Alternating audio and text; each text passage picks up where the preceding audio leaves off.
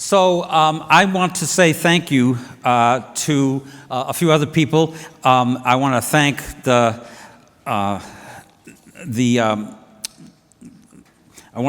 a variety of artists who have contributed throughout this entire conference and who will be contributing. The Little Faith Singers, who we heard earlier, were spectacular.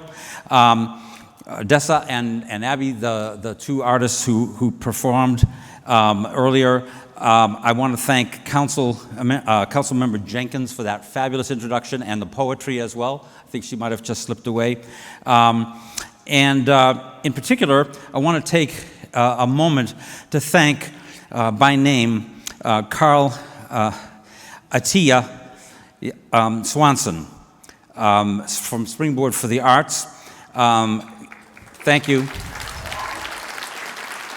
Gulgun Kaim from the Minneapolis Mayor's Office of Arts, Culture, and the Creative Economy. And Eric Anderson from the Minneapolis Foundation, as well as the wonderful local host committee. You have been essential to creating this year's convention, and it is greatly appreciated. And the numbers that you see here, well over 1,000 people, bear witness to the great work that you have done. So, if you haven't guessed it by now, my name is Bob Lynch, Americans for the Arts President and CEO, and I'm so happy to be welcoming all of you to this year's annual convention in the Twin Cities, Minneapolis and St. Paul.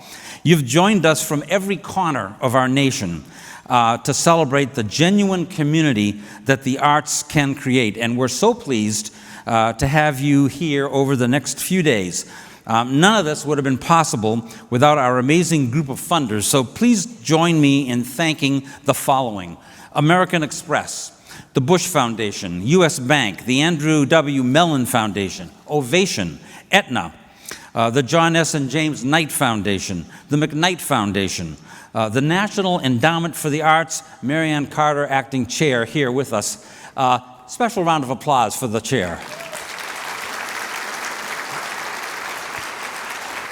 The Jerome Foundation and the Sewell Family Foundation. So those funders, a collective round of applause. Nothing happens without them.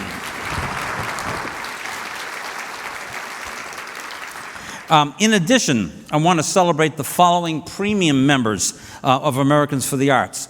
The members who go the extra mile to support the work and the cause, the overall cause, as well as the more than 7,000 members that we work with. I want to thank them all for being a crucial part of the Americans for the Arts family. But the premium members are the City of Los Angeles Department of Cultural Affairs, the Fulton County Department of Arts and Culture, Irving Arts Center, Miami-Dade County Department of Cultural Affairs.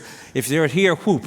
Arts and Science Council of Charlotte, Broward County Cultural Division, ArtsWave in Indianapolis, in Cincinnati, Brick Arts Media in Brooklyn, City of Albuquerque Cultural Services Department, City of Sacramento Cultural Services, City of Seattle Office of Arts and Culture, Cultural Council of Palm Beach County, Little Kids Rock, the Los Angeles County Arts Commission, and the Regional Arts and Culture Council in Portland.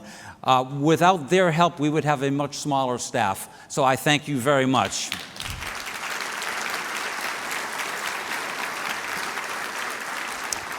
Now, I want to thank all of them, but I'm particularly happy to introduce you all to Karen Kervin with the U.S. Bank, the sponsor of today's keynote session. Please join me in thanking U.S. Bank for their generous support and welcoming Karen for some brief remarks. Karen.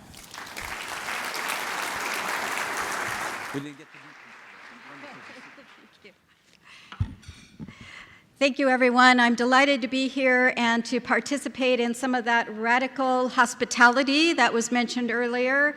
I hail from Portland, Oregon, and we have some of that radical hospitality going on in our neighborhood as well. And to be here in Minneapolis, St. Paul, the Twin Cities, which is the headquarters of U.S. Bank. We are delighted to be here to support Americans for the Arts. Through our Community Possible Giving and Engagement platform focused on the areas of work, home, and play, U.S. Bank kicked off our 2019 grant making with $6 million in play investments to recreational spaces and artistic and cultural initiatives. Grants were distributed across the country to scores of organizations, including Boys and Girls Club, YM and YWCAs, arts organizations, colleges, universities, zoos, aquariums, and parks. Last year, we invested $25 million in corporate contributions and grants to fund play in the communities we serve, and $58 million in total philanthropic contributions. So play is not something most people would associate with a financial institution, but we know that communities are stronger when they are connected through the arts. Cultural opportunities, and safe, accessible recreational play spaces. Much of our charitable giving focuses on areas with historic and consistent economic gaps, and these grants make our communities stronger and more vibrant. While U.S. Bank has supported artistic and cultural organizations for decades, our expanded commitment to play began right here in Minnesota with U.S. Bank Places to Play. Through this program, we partnered with the Minnesota Vikings to grant $1 million over 3 years to improve play spaces in low to moderate income communities across the state. We are proud to have supported 25 projects and provided more than 98,000 Minnesotan kids, adults, and families with increased access to play.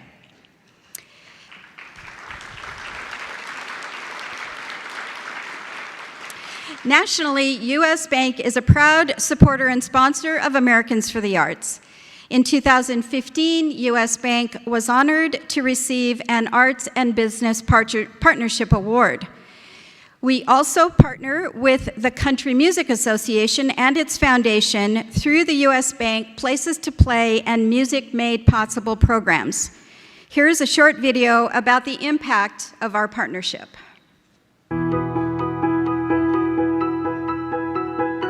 I'm out here because I believe in having music in schools. Music is the key, especially at a young age, to help kids not just be musical, but to have confidence and be able to share. That's something that helps you succeed in life. And you can't learn that sitting down taking a test.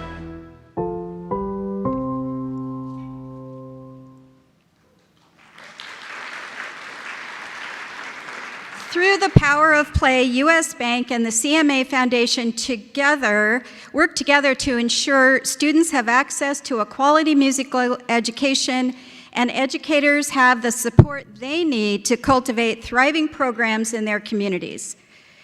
With music education and arts programming being underfunded across the country, it's vital that we partner with organizations like these who share our passion and drive to help shape our next generation into creative leaders. In summer 2018, U.S. Bank Foundation awarded Makerspace grants to nonprofits that empower youth across the country. As I mentioned, my hometown is Portland, Oregon, and we were honored to support Different Pigeon. This streetwear apparel brand and social enterprise is owned and operated by a nonprofit called New Avenues for Youth. Different Pigeon provides at-risk and homeless youth with basic needs and gives them the opportunity to learn business skills through creative expression. With our support, Different Pigeon opened its first ever dedicated design studio and retail space located in the trendy Pearl District of downtown Portland. We have a photo here. Yes. 21-year-old business manager Anna, who's pictured here, the third from the left, was positively impacted by the opportunity to develop her creative abilities into a potential career path through paid design work and mentorships from professionals in the creative field. With our help, Anna and other youth designers are now able to display their latest streetwear designs and apparel line in the space's inviting antique windows in an area of popular restaurants, shops, and boutiques. Visit Different Pigeon's website to check out provocative designs by some of Portland's marginalized youth. And that's DFRNT, Different Pigeon, PIGEON.com. This is not just fashion, but art, inspired by their unique experiences and perspectives on the world. At U.S. Bank, we continue to improve economic outcomes for women, people of color, and low-income communities by leveraging the entire bank, delivering necessary products and services, and investing to help communities and individuals succeed. I invite you to learn more about our social responsibility work at usbank.com/community. Thanks so much.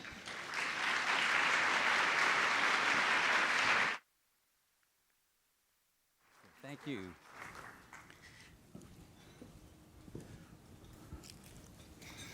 Thank you, Karen. We are really grateful for U.S. Bank's support of the annual convention and for all the support that you offer to the arts each year all across the country. Greatly appreciated. Before I share some remarks about this past year, a quick reminder that we're looking for your phones, tablets, and laptops to be on, and for the AFTACon hashtag to be trending. Get on to Facebook, Twitter, and Instagram and post away. Information on the Wi-Fi network can be found in the Convention Events app or on page 7 of your printed program. Also, we'll be sharing recordings of certain of the keynote and breakfast sessions after the convention is over on our YouTube channel. And that can be something to share with your colleagues who weren't able to be here with us today. They should be up, all of those, next week on the Americans for the Arts YouTube channel, which is youtube.com/Americans for the Arts. So with that, every year I'm asked to do some comments about the year that has passed and a little bit about what's coming up in the future. It is, first of all, really wonderful to see all of you and to be here with you to celebrate the arts and all the good work, the great arts programs, and the good work that you do all across the country in a very challenged world. You bring extraordinary stories. We've already heard some of them. You bring successes and learning from things that don't work. I was really pleased to have the opportunity to work and continue to work with so many of you, all of you here. That's a long time, because this is my 43rd annual conference. Thanks. Yep. Applause for lasting, right? 43rd annual conference, and the conference is actually 43 years old, so I was there at the first one, and the 35th as your CEO at Americans for the Arts. And what is really glorious to me is that I have known and admired so many of you for that entire time. I was bumping into people in the lobby registering who I met when they were registering for the conference 43 years ago. So many of you for that entire time. And at the same time, I have met some of you just yesterday, also in the lobby, and introduced you to one another and had that opportunity to see this ongoing connection that is so important. And for the last 2 days, we've been meeting with clusters of you who work on not only the whole, as we are here, but slices of the work to advance the arts. Many new friends and old colleagues from groups like our Public Art Network and Precon. How many public art people are here? They're very quiet people, but you can see all their hands raised. This was the largest in many years public art pre-conference that we've had. The Emerging Leaders Council and Network. The over 60 largest cities known as the United States Urban Arts Federation. There they are. Arts Education Council and Network was here. Okay, see? Private Sector Council. Well, okay, but but they do a lot of work, the Private Sector Council. The Arts and Leaders of Color Fellowship Program, our new program. and the Intercultural Leadership Pre-Conference. So a lot of different pieces to the puzzle of advancing the arts in America. And we do those in the pre-conferences and then thread information throughout the conference. So it's really exciting. Also, there are some people from Minnesota here, right? Okay. So this is really great, and this picture that you see here is wonderfully symbolic of everything about two great cities here in Minnesota side by side. I'm so pleased to be here in Minneapolis and St. Paul, the Twin Cities, in the center of our country, at the literal and metaphorical confluence of water, land, and people. Now, when we started our dialogues with the local hosts for this year's convention, 3 words kept coming up that have become the center of our planning, words that I think resonate with what I've heard from you in my travels all year and before. And the words are genuine, generous, and community. Genuine, generous, and community, and they are concepts that our nation is in great need of right now. For Andrea, as a poet, which I can actually say because that was my major in college in creative writing, but not necessarily, I can't be called a good poet like you, but I can at least claim some aspect of that. Those 3 words have a strong resonance for me. Genuine, generous, and community speak to how the arts work, close to home and close to the heart, and work best in moments of dialogue and shared effort, which is what you do in cities all across the country all the time. 50 years ago this summer, Mara hates when I talk about this, but I went to Woodstock. And that was a place where the same kind of connectivity, genuineness, generousness, and community, at least as far as I can remember, that's what was happening there at Woodstock all those years ago. This is a place, the Twin Cities, and this conference of very respectful self-expression, where reciprocity and generosity and grace sit alongside grit and resilience. Just like each of you has all of those collaborating and sometimes conflicting aspects in your life. And I think that we can learn here and even learn in difference. We must persist in pursuing connectivity, moving towards equity, and recognizing the deep and long history of communities that have come before, or are joining us now, or will come in the future. The Dakota, the Ojibwe, the other tribes that were talked about here, and the various waves of immigrant populations that the Congresswoman spoke about then, back then, now, and in the future generations. In this respect for time, difference, and our common humanity, the Twin Cities looked to us as a place that offered a necessary challenge to the arts and culture field, to drive progress with humility, to drive change with mutual respect, to serve as the balm in a chaotic country and remind us of what our best can be. Essentially, the transformative power of the arts that we talk about embodied in each of you coming here, which feels to me exactly as something that we need this year more than ever. And so it feels great to be with you having this kind of discussion. The state of the arts over the last year, locally and nationally, in many ways has been both deeply challenging and deeply gratifying. We have seen challenges, but you, have met them, moved to meet them.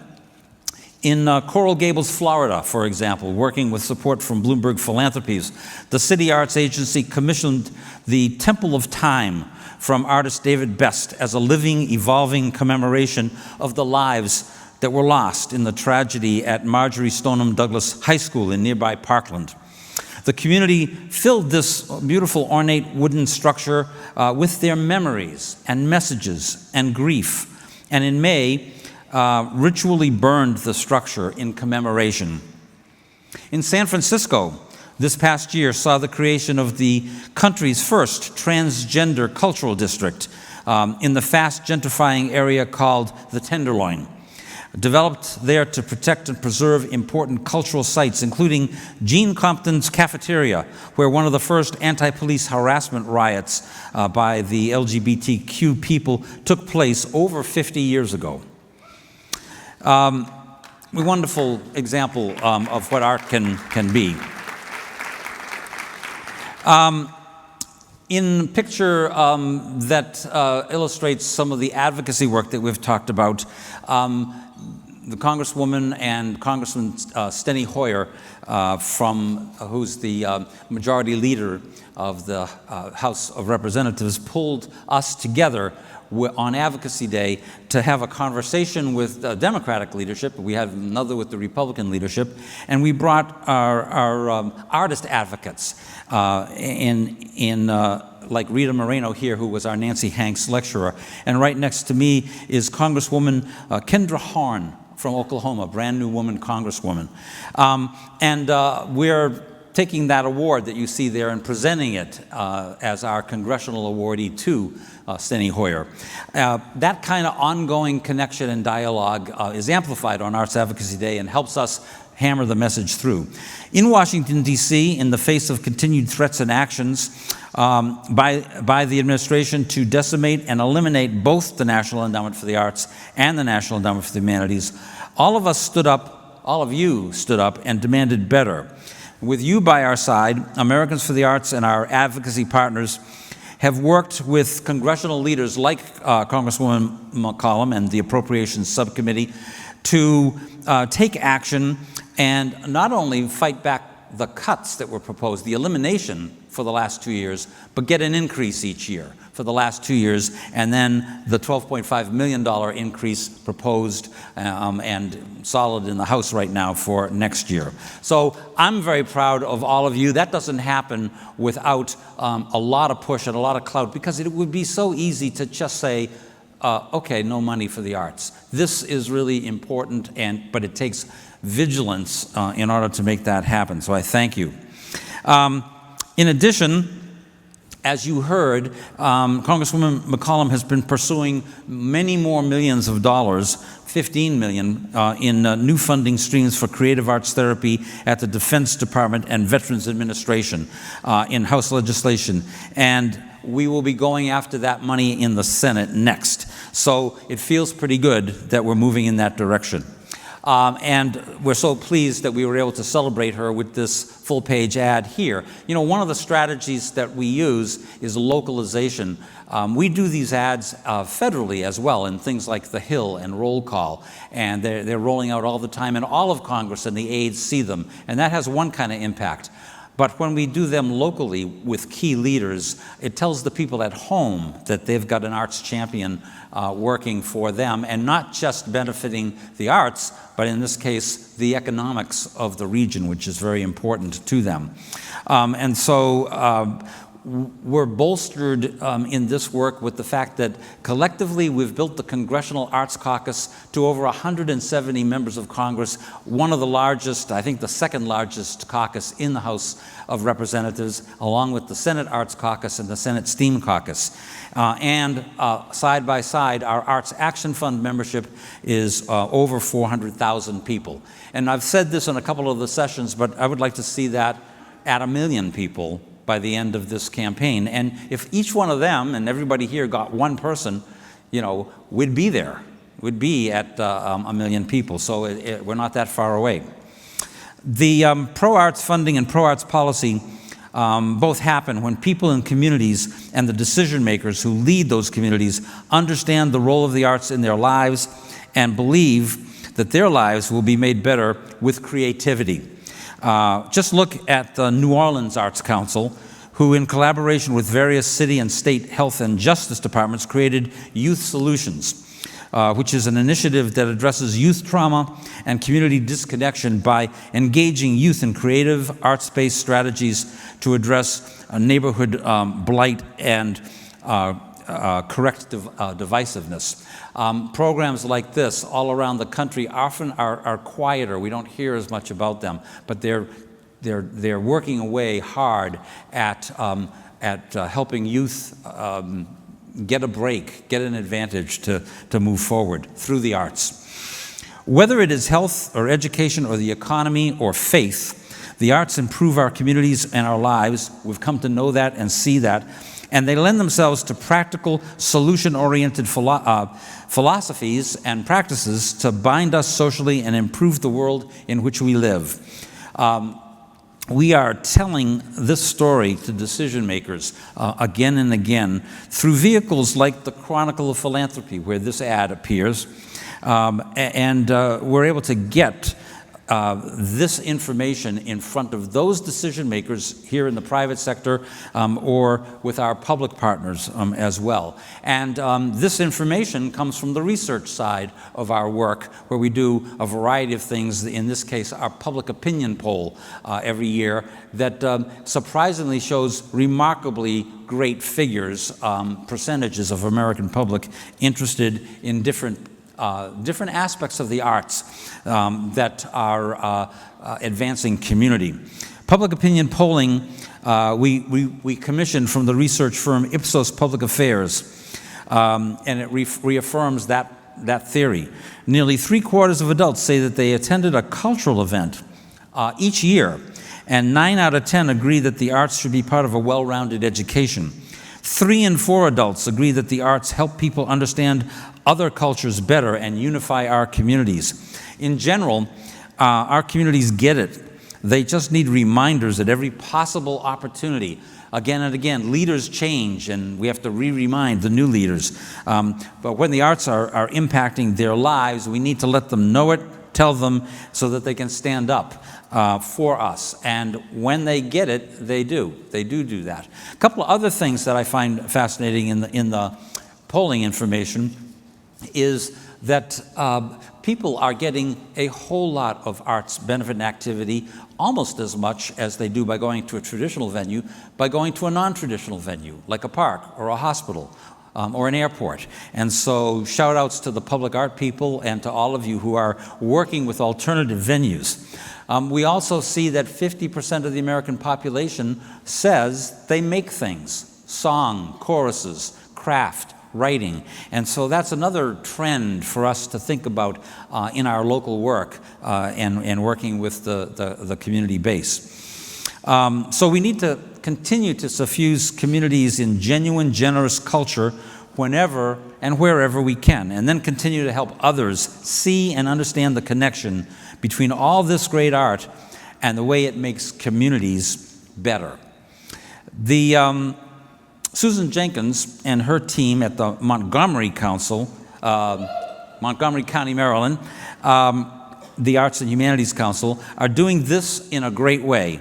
They've started providing information packets drawn from the Arts and Social Impact Explorer that we've been talking about on our website to all new electeds and their staffers, that specifically highlights the connection between the arts and each person's top concerns. They're putting the arts into the conversation right from the start, which is actually and exactly where it needs to be.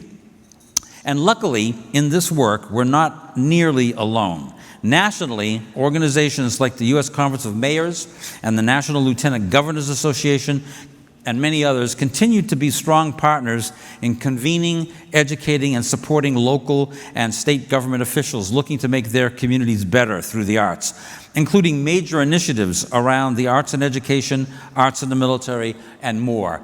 Everything that we do can be done better with partnerships like that. There is generosity evident in our field, in you, driven by a rightful belief that the arts make more things possible throughout communities. And this is a constant fight for us, and I hope it is for you as well, but the sharing is critically important, and the learning from one another.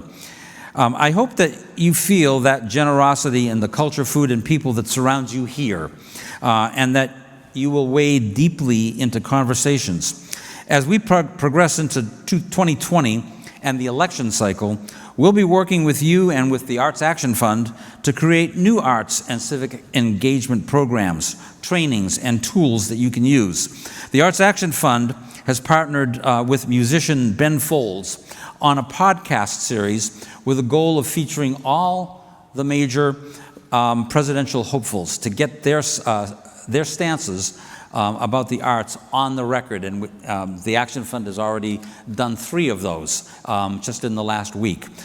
The Arts Action Fund has also developed briefing documents designed to help you keep the arts and arts education on the minds of all those local political hopefuls who are going to run for office. And if anybody has any questions about what you can do as a 501c3 or as a government agency on this front, we have information through the Action Fund on that. So you can do, and your boards can do, and your funders can do a lot more than they usually think they can. Getting from there to a more vibrant, healthy, happier tomorrow is a goal that everyone can agree on. And the arts make that happen in a genuine way. I'm preaching to the choir about that, but there are constituencies that need to know that. And whether you're talking to the small business owner on Main Street to tell them some of the powerful ways partnering with the arts can affect their social and economic bottom lines, meeting with a local PTA or supervisory board about the importance of the arts in the lives of children, or popping up at a rally to ask a state or federal level candidate to support the arts, we, you, all of us have got a great, great story to tell. So thank you for being here, and thank you for being part of this important work that makes all the rest of the arts community able to have resources to be the great American arts community that they are. Thank you.